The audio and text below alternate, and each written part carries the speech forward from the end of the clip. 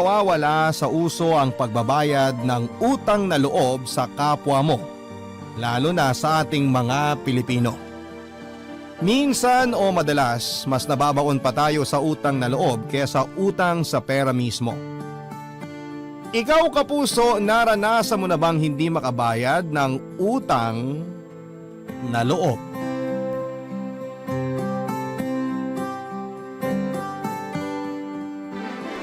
Dear Papa Dudut, sabi ng iba, walang abusado kung walang magpapaabuso.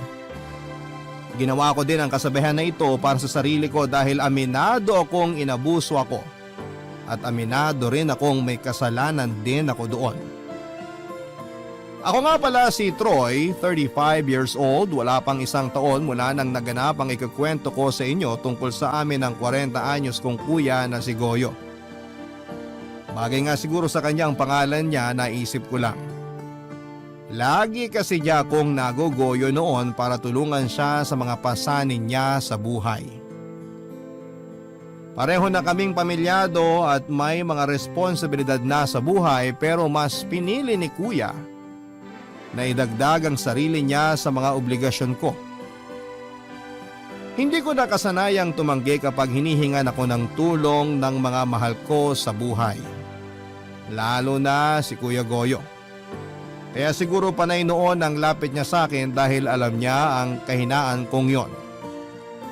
Inabuso niya ang pagiging mahina ko sa aspetong yon at patuloy na sinasahod ng mga kamay niya sa akin sa tuwing alam niyang may maibabahagi ako sa kanya. Ang naaalala kong nagpabago ng buhay naming magkapatid ay noong nilapitan niya ako para tulungan siyang makahanap ng trabaho rito sa Maynila. Wala siyang pasabing nagtungo sa bahay naming mag-asawa, Papa Dudut. Nagulat na lamang ako nang madatnang ko siyang kampanting nakaupo sa sala namin. Tiningnan ako ng aking asawa, si Charlene, bago siya nagpaalam para pumasok sa kwarto namin. Iniwan kami ni Charlene sa sala para makapag-usap na magkapatid. May hinala na ako sa kung ano man ang dahilan ng pagpunta ng kapatid ko sa bahay. Hinintay ko na lamang na kumpirmahin niya yon kapag nagsalita na siya. Marami muna siyang naging kwento para mapaikot ako. Kabado na ako noon at halos hindi ko na maintindihan ang mga sinasabi niya dahil tumatakbo na sa isipan ko ang mga posibleng tulong na gusto niyang hilingin sa akin. Noong medyo nakapag-ipon na siya ng lakas ng loob ay sa kanya sinabi ang totoong intensyon niya sa pagpunta sa Maynila. Sa huli ko lang din napansin na meron pala siyang dalang malaking bag na hula ko noon mga damit at sapatos niya. Mas lalo akong kinabahan dahil nakumpirma nga ang isa sa mga hinala ko sa pagluwas niya sa Maynila.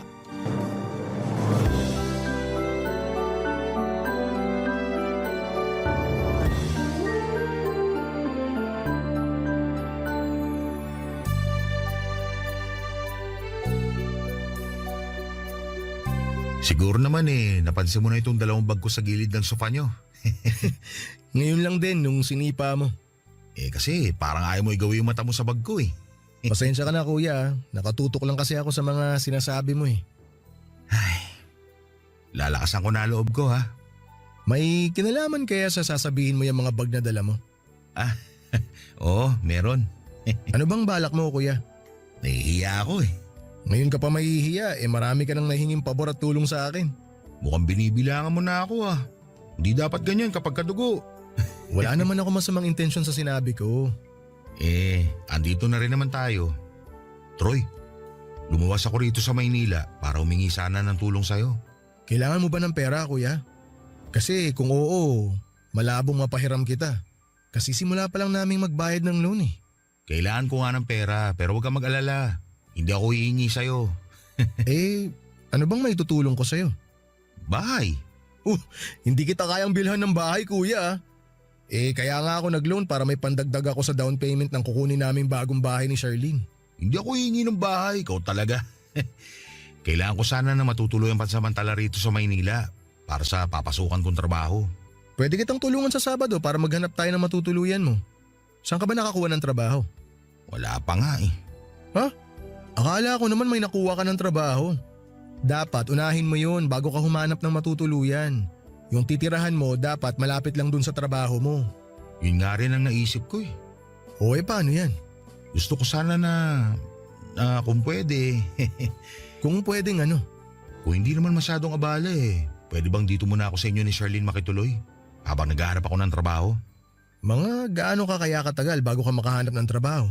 Ipanalangin mo na bago matapos ang buwan makahanap na ako ng trabaho. Para makaalis na rin kagad ako dito. Pwede ba? Ang hirap kasi maghanap ng trabaho dito sa Maynila, kuya. Marami kang kakumpetensya. Alam ko naman kung anong kakayahan ko. Malaki man ang kompetisyon, alam kong kaya ko yung maipanalo. Ako pa ba? Wala ka bang tiwala sa Kuya Goyo mo? May tiwala naman. Malaki tiwala ako sa'yo. Kaya lang kasi, paano yung mag-ina mo sa probinsya? Kaya ba nilang malayo sa'yo? Si Nadina? Ayos lang yun. Suportado niyang pagluwas ko dito sa Maynila. Alam niyang kailangan namin magsakripisyo na malayo sa isa't isa dahil lumalaki na rin ang anak namin. Yun nga kuya Lumalaki na ang anak ni Dina kaya kailangan niya ng tatay na makikita niya araw-araw para gabayan siya. Malaking gabay na si Dina sa anak namin. Tiwala ako sa asawa ko. Di kasi natin masasabi. Parang namang ayaw mo akong tulungan, Troy. Hindi naman sa ganun.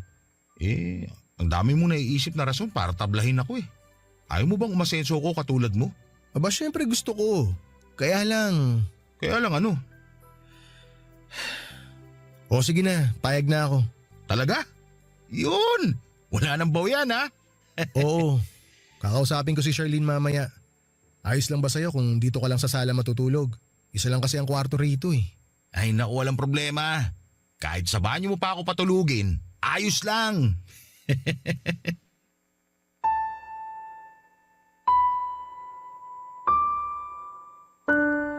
Nakita ko kung gaano kasaya si Kuya noong pumayag akong makituloy muna siya pansamantala sa bahay namin ni Charlene.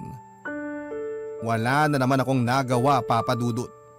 Nasabi ko naman sa inyo na kahinaan ko talaga ang mga mahal ko sa buhay, kabilang na roon syempre si Kuya Goyo. Walang palya ang paghingi niya noon ng tulong sa akin. Malaki pa nga ang utang niya sa akin na hindi ko sinabi kay Charlene dahil siguradong pag-aawayan naming mag-asawa. Hindi ko na siningil pa si Kuya sa mga inutang niya dahil alam kong wala siyang kakayanan para bayaran ako. Palipat-lipat din kasi noon ang trabaho si Kuya sa probinsya. Pinakamatagal na siguro niyang naging trabaho ay yung pagbabantay ng maliit na warehouse sa amin. Inabot siya ng 10 buwan bago siya tinanggal dahil nakahanap na raw ng bagong magbabantay sa warehouse. Naalala ko na ng mga sandaling yon, ang galit niya nang malaman niyang tinanggal siya para ipagpalit sa mas bata. Sinubukan niyang pagwalaan ng boss niya pero pinigilan ko siya, Papa Dudut. Sinabi ko na makakahanap pa siya ng bagong trabaho at inabutan ko siya ng 2,000 para makapagsimula siyang muli. Hindi siya kagad nakahanap ng trabaho kaya napilitan akong pautangin siyang muli. Halos hindi natapos ang pagpapautang ko sa kanya, Papa Dudut. Mabuti na lamang at nakapasok siya ng trabaho sa palengke kaya nahinto na ang pag-utang niya. Yun nga lang, Papa Dudut, natanggal din siya sa trabaho niya sa palengke kaya naisipan na niyang lumuwas ng Maynila. Hindi man lang niya itinawag sa akin ang mga nangyari. Ginulat na lang niya ako sa pagdating niya. Wala akong naisip na matinding dahilan para makahindi sa kanya dahil nakonsensya naman ako kung hindi ko siya tutulungan. Pamilyado rin naman akong tao kaya alam ko noon na kailangan ni Kuya Goyo na mabuhay ang kanyang mag-ina dahil siya na lamang din ang inaasahan sa kanila. Naawa ko sa kanya kaya siguro lagi niya akong napapapayag sa mga hiling o pabor niya. Papa Dudut, noong gabi ay kinausap ko na si Charlene sa naging desisyon kong kupkupin muna si Kuya pansamantala habang naghahanap siya ng trabaho. Natakot ako sa magiging reaksyon ni Charlene lalo't nag-decide ako nang hindi man lang siya kinukonsulta. Nasa kwarto na kami noon at handa na para magpahinga. Nakaharap siya sa salamin habang sinusuklay ang buhok niyang abot hanggang balikat. Pinagmasdan ko siya at hinintay na matapos ang ginagawa niya bago ko binuksan ang aking bibig para sabihin sa kanyang nangyari sa pag-uusap namin ni Kuya Goyo.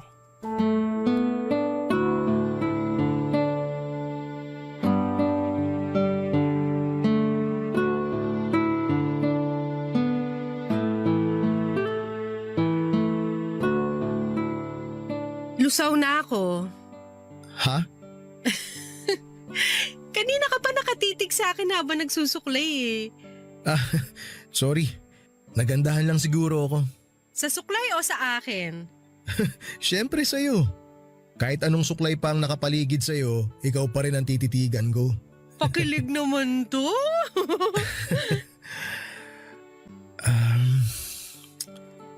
Charlene, Nako, mukhang may kailangan ka.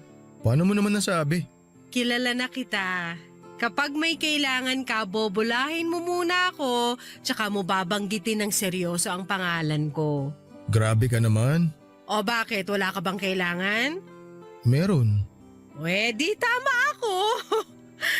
Babae talaga lagi ang tama eh. Dahil may kailangan ako, hindi na ako makikipagtalo dyan sa sinabi mo. Sana palagi kang may kailangan. Naghahanap kasi ng trabaho si Kuya Goyo. Parang nabanggit nga niya kanina sa akin nung dumating siya. Hindi ko lang masyado tinanong kasi masusunog na yung piniprito kong isda. Nagpapatulong kasi siya sa akin eh. May opening ba na trabaho sa kumpanya niyo ngayon? Walang opening dun, tsaka hindi naman pwede si Kuya ron. Yun nga rin ang naisip ko. Ano bang tulong ang kailangan niya? Kailangan niya ng matutuluyan. Troy, wag mo sabihin. Nagipit na rin kasi ako kanina eh. So nagdesisyon kang patuloyin siya rito nang hindi man lang ako sinasabihan?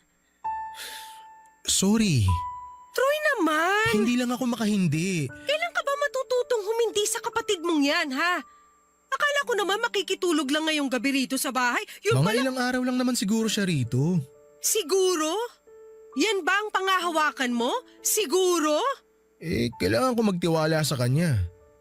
Sana makahanap siya agad ng trabaho para makaalis na siya rito. Paano kung wala siyang mahanap? Alam mo namang hindi sapat ang kinikita nating pareho ngayon. May loan pa tayong kailangan bayaran. Nagalaw na nga natin yung ibang ipon natin dahil ilang beses nang nagkasakit ang baby natin. Alam ko naman yun. Gusto ko nga sanang tumanggi kanina pero naawa kasi ako kay Kuya. Sa atin, kailan ka maaawa? Kumpara naman sa buhay niya, mas nakakaangat tayo. Di pa tayo umaabot sa punto na kailangan tayong kaawaan. Alangan namang hintayin pa nating umabot tayo ron. Hindi tayo aabot doon. Masipag tayong pareho. Kung magpapatuloy ka magpaabuso sa kapatid mo, mabilis lang tayong aabot doon, maniwala ka. Huwag ka namang ganyan, Charlene. Ang sinasabi ko lang, may kanya-kanya na kayong buhay. May kanya-kanya na kayong pamilya. Kailangan natin minsan magdamot dahil may sarili na tayong obligasyon. Hindi ko kasi magawa yun kay Kuya eh. Alam mo namang siya na lang ang natitirang pamilya ko. Siya na lang ang natitirang pamilya mo? Anong tawag mo sa amin ng anak mo? Ano kami para sa'yo? Halaman? Hindi naman yun ang ibig kong sabihin. Alam mo namang hirap ako magpaliwanag, Charlene. Sana intindihin mo na lang ako. May magagawa pa ba ako? Nakapagdesisyon ka na. Hindi na to mauulit. Sa susunod, sasabihin ko na muna sa'yo yung mga hiling ni Kuya bago ako magdesisyon. Promise. So may inaasahan ka pang susunod na pabor sa kuya mo. Sana wala na, pero… Charlene naman, alam mong mahina ako magpaliwanag eh. Ano pa nga ba magagawa ko kundi intindihin ka na lang? Ayusin mo na lang yung kama. Matulog na tayo.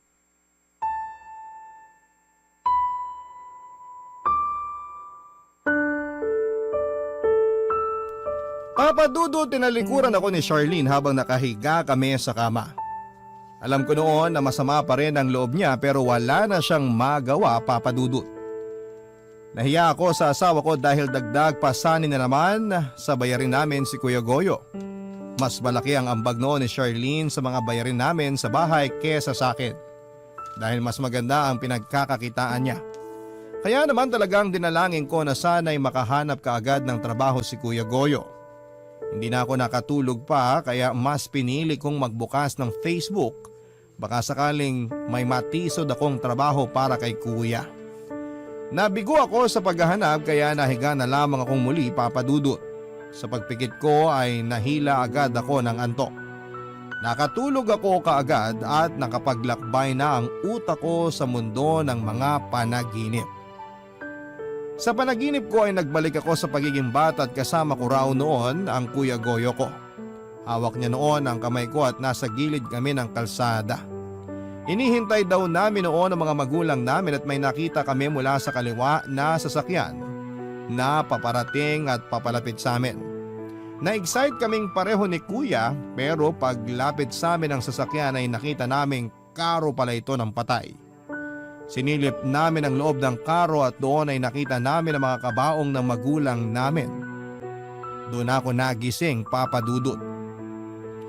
Pinagpawisan ako sa pagkakabangon ko at napatingin ako kay Charlene na mahimbing pa rin sa kanyang pagtulog. Bumangon ako sa kama at saka tinungo ang banyo. Naghilamos ako roon para mawala ang takot sa mukha ko. Napatingin ako sa salamin sa banyo at doon ay biglang nanumbalik lahat ng alaala ko noong namatay ang mga magulang namin ni Kuya Goyo noong bata pa lamang kami.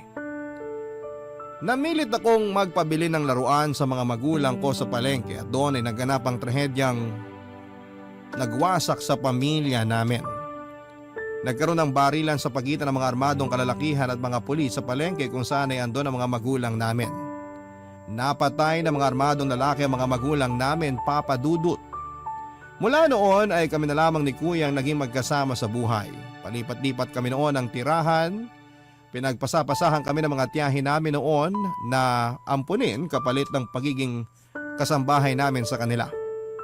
Kapag nanawa na sila sa aming serbisyo ay saka kami paaalisin. Nung wala nang kumupkup sa amin ay si Kuya na ang nagsikap na itaguyod kami sa buhay. Pinag-aral niya ako habang nagtatrabaho siya. Hindi na siya nakapag-aral pa dahil mas inuna niya ako. Kaya pinangako ko sa sarili ko na tutulungan ko siya sa abot ng makakaya ko dahil malaki ang naging utang na loob ko sa kanya. Papa Dudut, yun ang totoong dahilan kung bakit hindi ko siya magawang hindian sa lahat ng mga hinihingi niyang pabor sa akin noon. Barangay Love Stories. Barangay Love Stories. Papa Dudut, nagsimula na ngang tumira si Kuya Goyo sa bahay namin ni Charlene. Hindi naman pinaramdam ni Charlene na masama ang loob niya, alang-alang sa akin. Sa unang linggo pa lamang na nakatira siya sa bahay ay nahirapan na kaming mag-asawa. Kami ni Charlene madalas ang nag-a-adjust noon sa pakikisama sa kanya, Papa Dudut. Naging makalat ang sala dahil sa mga gamit niya na sinasabit niya lamang kung saan-saan. Nahiya na tuloy kaming tumanggap ng bisita dahil sa itsura ng sala namin. Nangamoy paa at pawis na rin sa bahay dahil nakakatamarang maligo ni Kuya at di namin masabi ni Charlene sa kanya dahil baka ikasama ng loob niya. Nahiya nga ako kay Charlene dahil siya ang naglilinis ng kalat ni Kuya. Tuwing lumalabas noon si Kuya ay saka nililinis na Charlene ang mga naging kalat niya mula sa sala hanggang sa banyo. Hindi ako nakarinig ng reklamo kay Charlene pero nararamdaman kong hindi siya masaya sa mga nangyayari. Lagi na rin kaming nauubusan noon ng pagkain dahil masibang kumain si Kuya. Naging mapili rin siya sa mga pagkain at madalas ay siya ang nagsasabi sa amin kung ano ang gusto niyang kainin. Buti sana kung nag-aambag siya sa amin noon pero ni piso ay hindi kami nakakatanggap sa kanya dahil wala pa naman siyang nahahanap na trabaho. Hindi pinalad si Kuya na makakuha kaagad ng trabaho tulad ng inaasahan niya, Papa Dudut. Nainis siya dahil pakiramdam niya mas magaling siya sa mga nakasabayan niyang nakukuha sa mga sinubukan niyang pasukan. Dahil nga rin siguro sa galit kaya napadalas ang pag-inom niya ng alak. Panay noon ang hingi niya sa akin ng pangbili ng alak at pulutan. Hindi ko yun sinabi kay Charlene dahil siguradong mas lalong magagalit ang asawa ko sa akin. Pinakiusap ko na lamang kay Kuya na kung iinom siya ay dapat tulog na ang asawa ko. Madalas na rin akong napupuyat noon dahil gusto niyang samahan ko siya sa pag-inom. dahil nalulungkot daw siyang mag-isa. Sinamahan ko na lamang kahit isang shot lang ako para wala na rin siyang maging sama ng loob sa akin. Tulad na lamang noong minsang inaya niya akong mag-inuman. Tumanggi ako dahil sinabi ko na maaga akong aalis ng bahay. Nagtampo siya at pinaramdam sa akin na malungkot siya dahil sa nangyayari sa buhay niya. Napilitan tuloy akong magpuyat para lamang masamahan siya, Papa Dudut.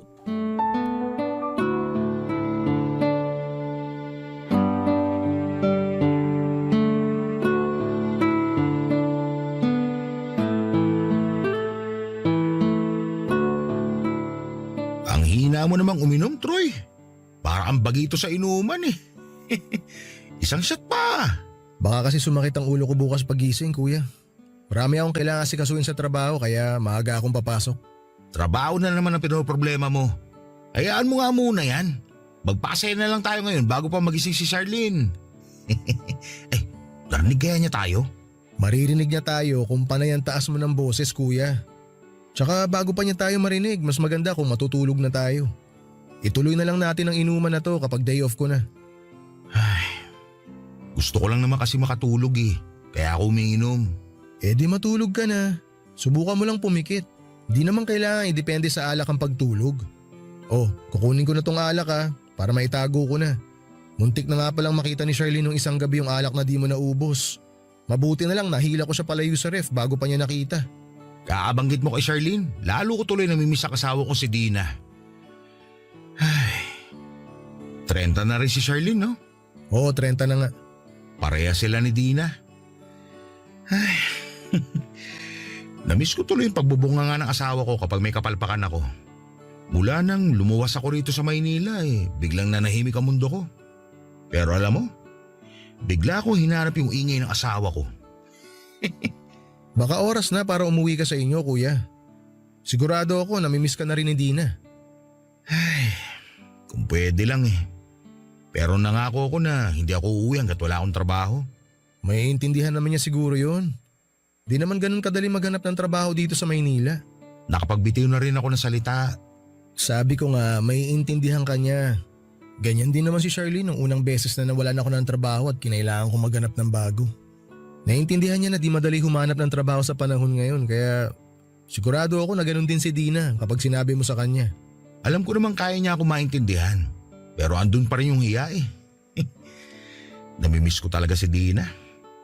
Oo, sakit ng ulo minsan ng mga babae sa buhay natin. Pero kapag nawala naman sila, saka natin hinahanap-hanap. Sana nga magkasama na kayo ni Dina, kuya.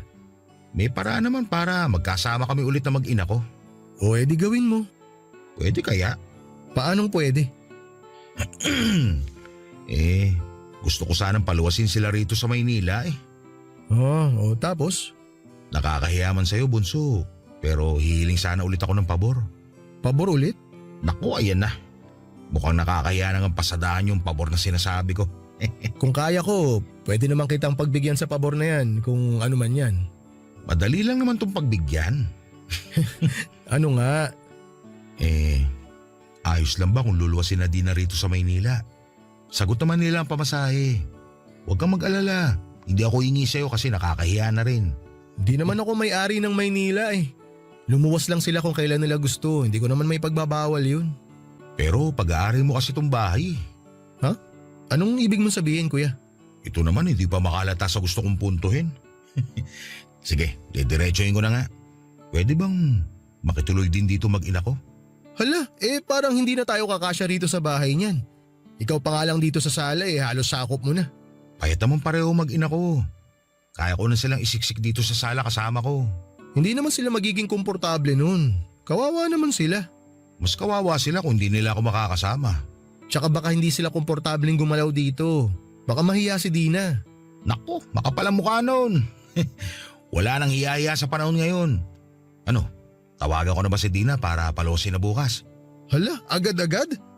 Sabik na kasi ako makasama sila eh. Ipagpapaalam ko muna kay Charlene, kuya. Paano kung hindi siya pumayag? Ayun lang. Ang hirap na di makasama mag-ina ko. Nawawalan ako ng inspirasyon para makahanap ng trabaho. gawin mo na lang munang inspirasyon ng pagkakalayo nyo. Para mas lalo kang ganahan na maghanap ng trabaho.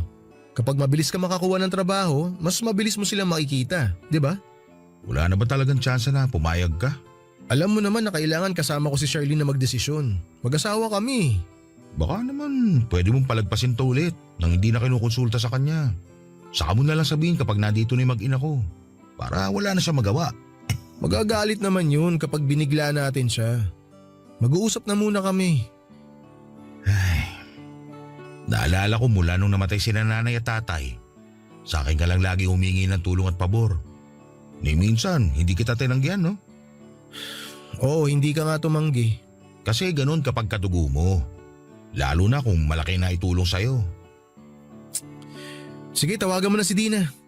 Paluwasin mo na siya kung kailan siya pwede. O paano si Charlene? Kala ko ba mag-uusap muna kayo? Baka di pumayag yun. Ako nang bahala.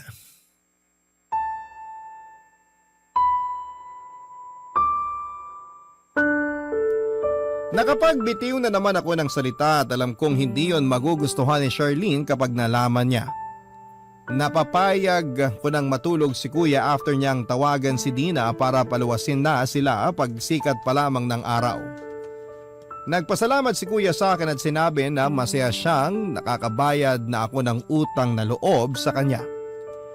Sinagot ko na lamang yon ng matipid ng ngiti at saka nagpaalam na para pumunta sa kwarto namin ni Charlene. Inasahan kong tulog na ang asawa ko pero pagkabukas ko ng pintuan ay nakita ko siyang nakasandal lamang sa headboard ng kama at nagbabasa ng libro. Nakasuot ng reading glasses niya na medyo lumuluwag na sa kanya. Nang maramdaman niya ang pagpasok ko ng kwarto ay napatingin siya sa direksyon ko. Initian niya ako at inaya na sa kama para magpahinga. Nag-aalangan pa ako at sinabing magbabanyo muna ako. Hindi naman ako naiihi o di kaya naman ay kailangang madaliin ang pagsisipilyo pero nagtagal ako sa banyo para praktisin kung paano ko sasabihin kay Charlene na napag-usapan namin ni Kuya Goyo. Noong sa tingin ko ay kaya ko nang harapin si Charlene ay saka ako lumabas ng banyo. Napansin niya na siyempre nagtagal ako sa banyo. Alam niyang kapag nagtutungo ako doon mabilis lamang dahil na liliitan ako sa banyo namin at pakiramdam ko ay hindi ako makahinga. Inaya niya akong muli para tabihan siya. Ibinabana niya ang librong binabasa niya at saka tinanggal ang reading glasses niya. Hinarap niya ako at parang gusto akong lambingin. Nakita ko yung oportunidad para sabihin sa kanya ang napag-usapan namin ni Kuya Goyo. Napalunok pa ako ng malakas nang nilapit na niya ang mukha niya sa akin. Doon ay napansin niyang parang may gusto akong sabihing seryoso sa kanya. Tiningnan niya akong muli sa mukha at parang hinuhulaan kung ano ang laman ng isipan ko. Hindi ako noon makatingin sa kanya dahil nakakaramdam ako ng kaba, Papa Dudut. Napahinga siya ng malalim at saka kinumpronta ako sa posibleng problema na nasa isipan ko. Hindi ko pa man nasasabi noon pero dumilim na ang itsura niya, Papa Dudut. Nasira ko tuloy ang mood niya. Kung bakit naman kasi nasakto pa na humingi ng pabor noong gabing yon, si Kuya Goyo.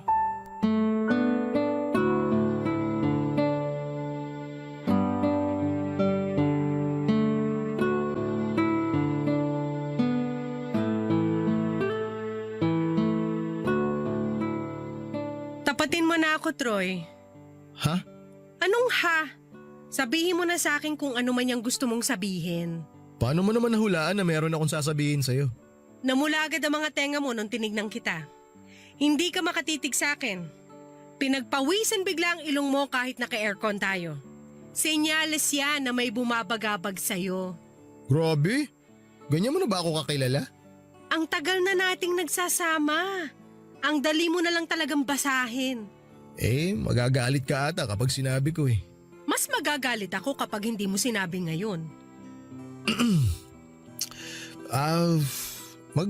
Mag-promise ka muna na di ka masyadong magagalit.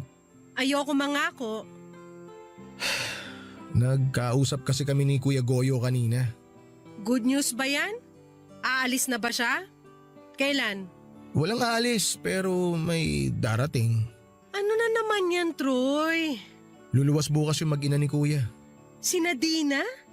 Oo, Sana sinabi mo na hindi sila pwedeng tumuloy dito sa bahay, ha? hindi eh. Bakit hindi? Mamaya umasa sila na pwede sila rito sa bahay. Saan sila matutulog niyan kapag dumating sila? Natawagan na kasi ni kuya si Dina. Tinawagan ng kuya mo si Dina? At nasabi na ni kuya na sa sala sila matutulog ng pamilya niya. Ano? Oo, hinaan mo lang ang boses mo. Baka magising si baby. Nasisiraan na ba siya ng ulo? Bakit siya magdedesisyon na patuloyin ang mag-ina niya rito? Bahay niya ba to? Sabi ko nang hinaan mo lang ang boses mo eh. Kumalma ka nga. Wag mo akong utusang kumalma dahil nanggagalaiti na ako sa galit ngayon. Ang kapal ng mukha ng kuya mo para patuloyin dito ang mag-ina niya nang hindi man lang nagpapasabi sa atin? Actually, sa akin siya nagpaalam. At pumayag ka agad? Oo, Pumayag ka nang hindi man lang muna sinasabi sa akin? kapatid ko kasi yun eh. At asawa mo ako! Bahay natin to! Tayong dalawang dapat magdesisyon dito! Hindi pwedeng ikaw lang! Naipit na rin kasi ako kanina. At mas lalo ka pang gigipitin ng kuya mo kung patuloy mo siyang pinagbibigyan sa mga gusto niya! Ngayon lang naman to. Anong ngayon lang? Akala mo ba hindi ko alam ang mga palihim mong pag-aabot ng pera sa kanya? Hindi lang ako kumikibo pero alam ko yon. Di ko lang kasi talaga matanggihan si kuya eh. Malaki ang utang na loob ko sa kanya. Magkapatid kayo! Dapat nga walang bayaran ng utang na loob eh. Lalo na parehas pa kayong pamilyado. Naaawa rin kasi ako kay kuya. Nalulungkot siya kasi wala na nga siyang mahanap na trabaho, di pa niya kasama yung mag-ina niya. At sa atin ba hindi ka naaawa? Kaya naman natin eh. May mga trabaho tayo tapos mapalad pa tayo na magkasama tayo sa iisang bahay. Hindi tulad ni kuya. Bakit parang kasalanan natin kung nakakaangat tayo sa kanila? Kasalanan bang nagsikap tayo para makuha yung mga meron tayo ngayon? Kailangan ba nating mag-guilty sa estado natin dahil lang hindi natin sila katulad? Naaawa lang naman ako. Pansamantala lang din naman to. Pansamantala? Ganyan din ang sinabi mo sa kuya mo eh. Pansamantala lang siya rito pero ilang buwan na ba siyang nakakalibre ng tirahan dito? Baka makatulong ang mag-ina niya para maging ganado siya sa paghahanap ng trabaho. Ako, kailan kaya ako gaganahan sa sitwasyon natin ngayon? Hindi ko na maayos ang pagbabudget para sa atin ng kuya mo tapos magdadagdag pa ng panibagong papalamunin? Hindi naman sila basta-basta palamunin, Charlene. Pamilya ko pa rin sila. Pamilya mo rin kami ng anak mo, Troy. Isipin mo muna ang kapakanan namin bago ang iba. Pwede bang hayaan mo na? Nakapagdesisyon na ako eh. Gagawa na lang ako ng paraan para makaraos tayong lahat. Hindi ko pwedeng pabayaan na lang ang kapatid ko. Dahil nung mga bata pa kami at ako ang nangangailangan, di niya ako pinabayaan. Papadudot yun ang unang beses na nasigawan ko ng ganon si Charlene. Kilala ako bilang kalmadong tao pero napuno na rin kasi ako sa mga nangyayari. Mali ko na sinigawan ko ng ganon si Charlene dahil hindi rin naman niya alam ang tunay na dahilan kung bakit patuloy ako sa pagtulong sa Kuya Goyo ko. In-explain ko naman yon sa kanya, tinanggap niya ang mga sinabi ko pero alam kong masama pa rin ang loob niya dahil sinigawan ko siya. Nakonsensya ako at humingi ng sorry sa mga nagawa ko, Papa Dudut. Tumango lamang siya noon at saka sinabing magpahinga na. Pinuntahan niya sa crib ang baby namin at nung kontento na siya sa pagkakatulog ng anak namin ay saka naman siya bumalik sa kama. Sinubukan kong halikan siya pero umiwas siya sa akin, Papa Dudut. Tinalikuran niya ako at saka hinila ang kumot sa pwesto niya. Nanakit ang ulo ko noon sa pinaghalong stress at nabiting alak. Hindi ako nakatulog kakaisip sa mga nangyayari sa bahay namin. Umaga na noong natapos akong pagurin ang utak ko, Papa Dudut. Naghanda na ako para pumasok sa trabaho at hindi pa rin ako kinikibo noon ni Charlene at hindi naman nakahalata si Kuya na nag-away kaming mag-asawa noon. Bago ko umalis ay narinig ko pang nag-uusap sina Dina at Kuya Goyo. Rinig ko noon ang saya ni Kuya habang binibilinan si Dina kung saan siya bababa para mapuntahan at masundo siya ni Kuya. Noong natapos ang tawag ay agad akong niyakap ni kuya para magpasalamat. Kahit papaano ay nawala naman yung stress ko dahil napasaya ko si kuya Papadudut. Hiniling ko noon na sana ay maging inspired na si kuya sa paghahanap ng trabaho para rin makaalis na sila sa bahay.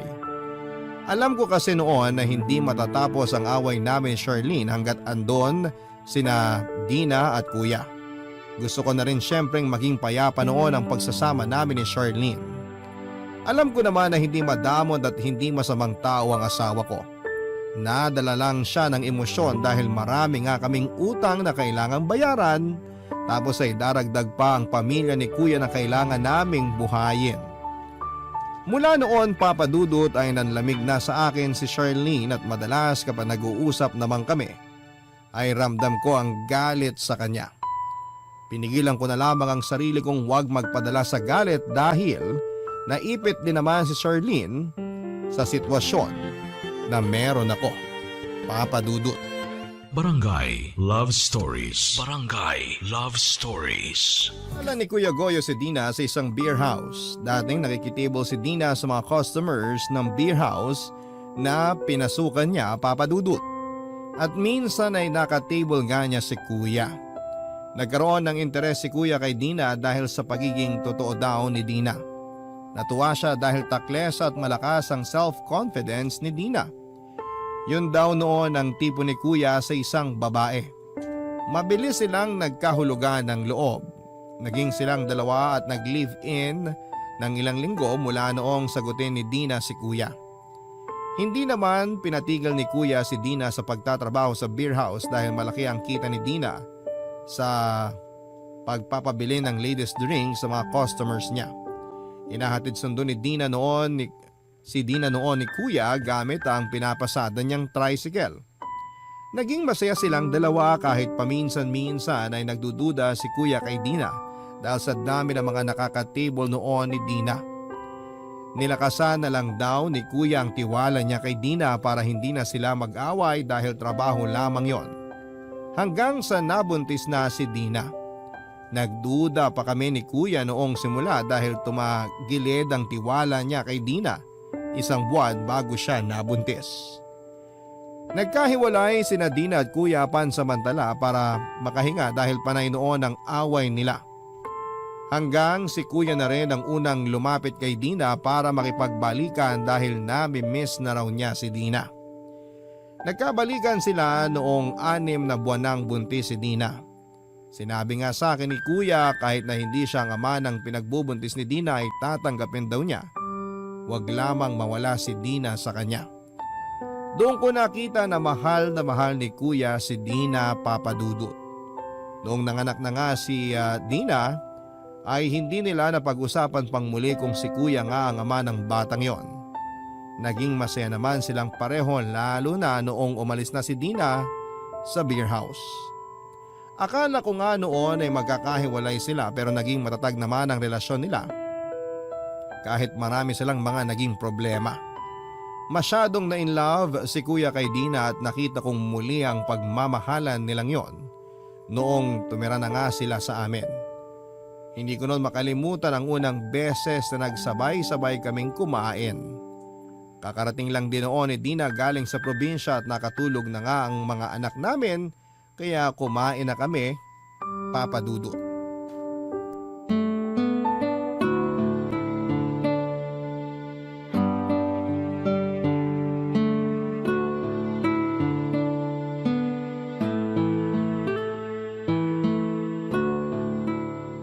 Dina, damihan mo kain mo ng kanin ha. Marami silang bigas dito. Kasi buwan-buwan merong rice allowance to si Troy sa trabaho niya. Ganun ba? Uy, baka naman pwedeng makahingi kahit isang salup lang ng bigas para ipadala ko sa kapatid ko. Basta ba may extra eh. Walang problema. Ay, joke lang yon, Troy. Baka mamaya magalit tong si Charlene. Bakit naman ako magagalit? Feeling ko lang naman, lagi ka kasing nakasimangot. Kaya pakiramdam ko konting mali lang namin ni Goyo, sasakalin mo na kami. Grabe ka namang manghusga. Hindi naman, uy. Binabasi ko lang din kasi sa facial expression mo. Ayun na nga. Di ba panghuhusga na yon? Nga pala Kuya Goyo. Meron pala ako nakitang opening dun sa isang eatery malapit sa trabaho ko. Naghahanap sila ng kusinero. Wag doon! Bakit naman? Hindi naman marunong magluto tong si Goyo. Magpakulo nga lang ng tubig hindi pa niya magawa ng maayos. Magluto pa kaya? Naku, pas ako dyan, tol. Itong si Dina magaling magluto. Ay naku, totoo yan! Lasang-lasa ko kung may mali sa niluto. Kahit nga may sipon ako malakas pa rin ang panlasa ko. Talaga? Ay oo, Charlene! Parang itong niluto ni Troy na adobo na sobrahan sa toyo. Dapat mas marami ang nilalagay na suka kaysa sa toyo. O tingnan mo tuloy, ang alat! Ako ang nagluto ng adobo na yan. Hindi si Troy. Ganun ba? Next time, mas marami ng konti ang suka kaysa sa toyo, ha? Tsaka wag masyadong babara ng asukal. Hindi ko na tuloy alam kung adobo pa ba ito o humba. Payo lang naman. Salamat sa payo. You're welcome. Mauna na pala ako sa kwarto. Matutulog ka na? Tatawagan ko lang yung coordinator natin para sa binyag ni baby next year. Sige. Sunod ako sa'yo. Ligpitin ko lang itong mga pinagkainan natin. Salamat. Kuya Goyo, Dina, mauna na muna ako ha. Pasensya kung hindi ako makakasama sa kwentuhan nyo ngayong gabi. Ay wala yun. Wala ka rin naman masyadong ambag sa dakdakan. Joke!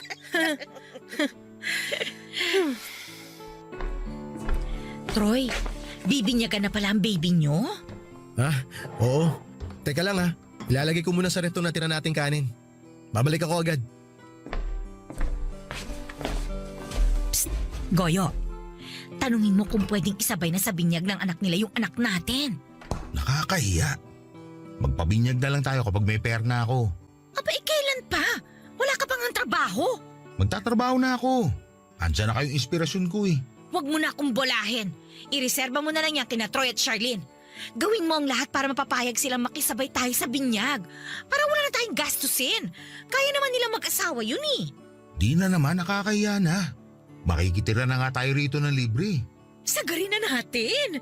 Minsan lang naman to habang gusto pa nila tayo.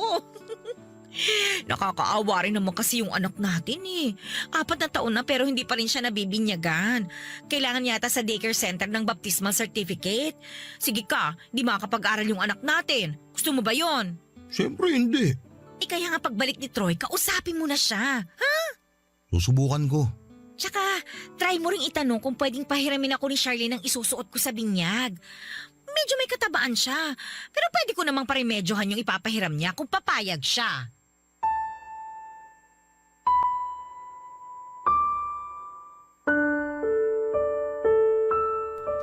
Papadudot inakala nilang hindi ko narinig ang mga pinag-usapan nilang dalawa. Nakabalik ako kaagad pero nagtago ako sa gilid para hindi nila ako makita. Noong natapos silang mag-usap ay saka naman ako bumalik ng hapagkainan. Doon naman nagpaalam si Dina para magyosi sa labas. Inisip kong paraan niya lamang yon para makorner ako ni Kuya Goyo. Minadali kong maglinis ng mesa at hindi na muna kinausap si Kuya. Hindi ko siya matignan noon dahil alam kong hinuhuli niya ang tingin ko para masabi niya ang pabor na hihilingin niya sa akin. Naramdaman ko naman na medyo alanganin din siya na kausapin ako kung hindi lang talaga nagpumilit si Dina. Sinubukan akong tulungan ni Kuya sa pagliligpit ng pinagkainan namin pero sinabi kong magpahinga na siya dahil alam kong napagod siyang mag-commute para sunduin si Dina sa terminal. Tumango na lamang siya at saka pumunta sa kusina para kumuha ng beer sa ref at saka naupo sa sala. Hinintay niyang matapos ako sa paglilinis ng mesa at binagalang ko naman dahil parang naghahanap ako ng paraan para hindi siya makausap tungkol sa binyag. Binagalan ko ang paghuhugas ng mga pinagkainan para lamang makaiwas kay Kuya. Hinugasan ko na nga rin yung mga hindi naman kailangang hugasan para lamang tumagal ako sa kusina. May mga dinagdag na rin akong nilinis tulad ng stove at microwave namin. Inisip ko pa na kung paano haharapin si Kuya at kung paano siya tatanggihan sa hihingin niyang pabor na parang natatakot na ako. Natatakot ako noon na mapasama ang loob niya dahilan para muli niyang i-bring up yung utang na loob ko sa kanya. Alam ko noon, Papa Dudut, na hindi ko naman mapipigilan ang sarili ko na pumayag sa gusto niya, pero magiging dahilan yon para masira kami lalo ni Charlene.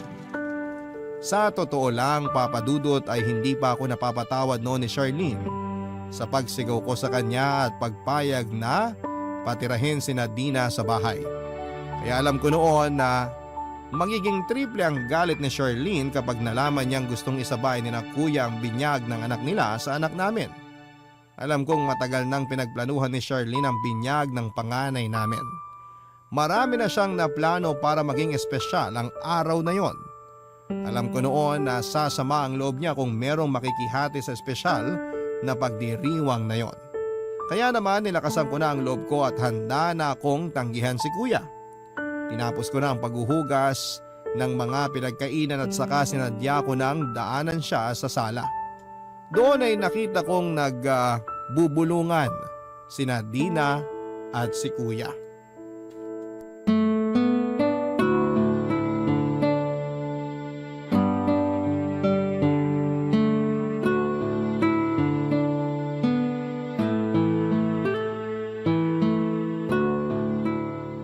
Grabe, parang 2 oras kang naghugas ng plato ah.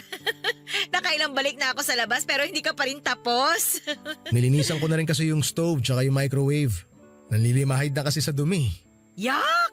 Buti nilinisan mo na rin. Nakakairita yung maruming kusina. Ay, teka. Lalabas lang muna ako ha. Yossi, break ulit. Sige, usap mo na kayo magkapatid dyan. Troy, may sasabihin yata sa'yo si Goyo. Goyo! Oh, eto na si Troy. Ha? May sasabihin ka, kuya? Oo eh. Ano yun? Maupo ka muna. Ay, hindi na. Maiksi lang naman siguro yung sasabihin mo, no? Para makapanik na rin ako sa kwarto. Baka hinihintay na ako ni Charlene Ano kasi, narinig ko na pabibinyagan nyo ng anak nyo ni Charlene. Oo, pabibinyagan na nga namin. Nabanggit ko rin naman kanina.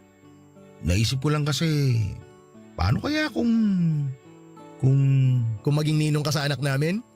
pwede rin naman. Basta hindi niya ako sisigilin tuwing Pasko. Yun ba talaga sasabihin mo, kuya? Meron pa eh. Sabihin mo na, kuya. Makikinig ako. Hindi pa kasi nabibinyagan yung anak namin ni Dina eh. Ah, talaga? 4 na taon na siya, di ba? Lagi kasi nagigipit kaya walang pambinyag. Alam mo naman sa probinsya, kailangan maganda ka pag may binyagan para hindi nakakaya sa mga ninong at ninang. Di pabinyagan yun kapag nakahanap ka na ng trabaho. Gusto ko sana kung pwede lang eh. Isabay na lang sana yung binyag ng anak namin sa anak nyo ni Charlene. Ha? Parang mahirap ata yan, kuya. May mga gumagawa naman ng ganun, sabi ni Dina. Saka para practical para sa amin, di ba? Wala rin kasi kaming pera ngayon eh. Pero gusto na namin mabinyagan yung anak namin para kapag hinanapan ng baptismal certificate sa school, may maibigay kami.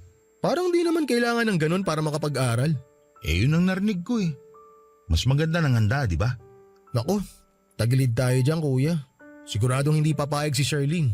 Bakit naman hindi? Ayaw ba niya mabinyagan ng pamangkin nyo? Kawawa naman yung pamangkin yung tumatanda na eh, hindi pa nabibinyagan. Matagal kasing pinagplanuhan ni Charlene tong binyag ng panganay namin eh. Siyempre, first baby namin to kaya todo bigay yung asawa ko. Saka limitado lang yung mga bisita na dadalo kasi gusto namin na mahalagang tao lang sa buhay namin yung pupunta. Wala naman kaming balak magdagdag ng bisita. Kung sino yung mga bisita nyo, yun na rin ang bisita namin. Kahit mga ninong at ninang ng anak nyo, baka pwedeng pasuyo na rin na gawin naming ninong at ninang ng anak namin. Wala di nyo naman kilala yung mga kinuha naming ninong at ninang. Di kikilalanin namin kapag Pasko na. Saka tiwala kami sa mga ninong at ninang na kukunin nyo. Siguradong maayos ang mga trabaho, kaya makakapagbigay ng malaking aginaldo sa Pasko. Hindi naman yun ang dahilan kung bakit namin sila kinuha para maging ninong at ninang ng anak namin eh. Ang gusto namin, magabayan yung anak namin ng mga taong pinagkakatiwalaan namin, lalo na kapag wala kami. Ganon din naman ang gusto ko sa anak namin. Magabayan siya. Sabi mo nga, mapagkakatiwalaan niya mga ninong at ninang ng anak mo. Kaya gusto ko rin ipagkatiwala sa kanilang anak ko. Ewan ko, kuya. Kakausapin ko muna si Charlene. Kung di man siya pumayag, sana irespeto nyo na lang yung gusto niya. Espesyal na araw kasi yun para sa anak namin eh. Unang beses yun na magpapabinyag kami. Huwag mo na lang kaya sabihin kay Charlene. Kausapin mo na lang yung coordinator para isingit kami sa binyag. O kaya yung pare. Kahit kami na yung bahalang kumuha ng sarili naming ninong at ninang para sa anak namin. Pwede na kaya yun?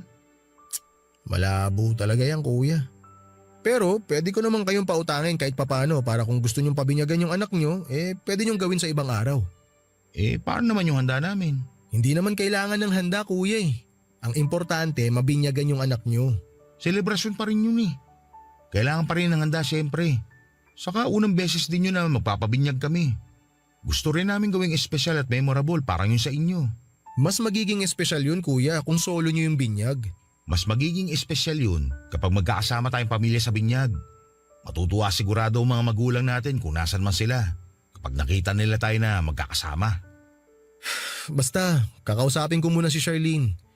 Di ko may papangako na papayag siya pero… Sige, kung ano na lang desisyon nyo.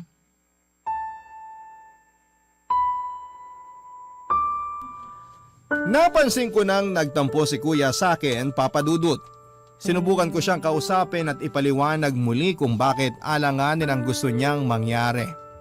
Inoferan ko na rin siya ng dagdag na pera para may panggaso sila sa handa pero tinanggihan niya yon dahil gusto niyang sabay ang binyag ng mga anak namin. Napikon na rin ako dahil ginawa ko naman ang lahat ng pwedeng gawin para mabinyagan ang anak nila pero ibang direksyon ang gusto nilang tahakin. Nainis ako dahil parang ang sama kong tao para tanggihan sila sa isang bagay na karapatan naman naming mag-asawa. Noong napansin nga ni kuya na malapit na akong magalit ay bigla niya akong kinonsensya. Bigla niyang sinabi na naaawa siya sa kanyang anak dahil parang natulad daw ang anak niya sa kapalaran niya.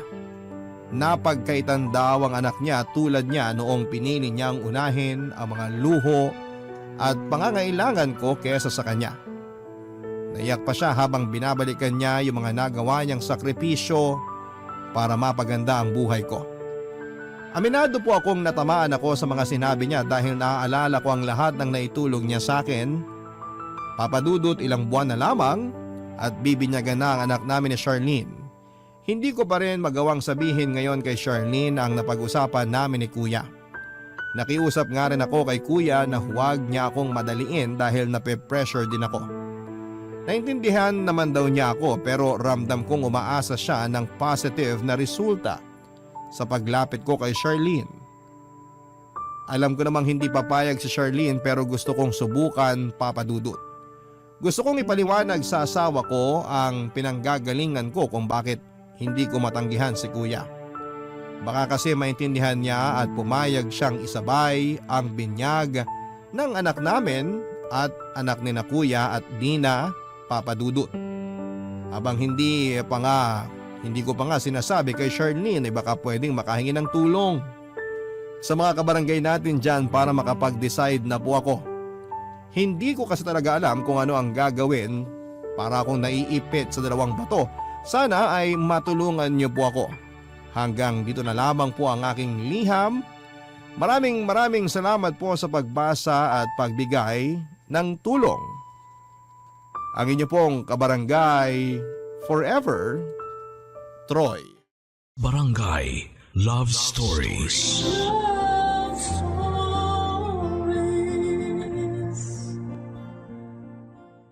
Barangay LS 97.1 Number 1 Forever.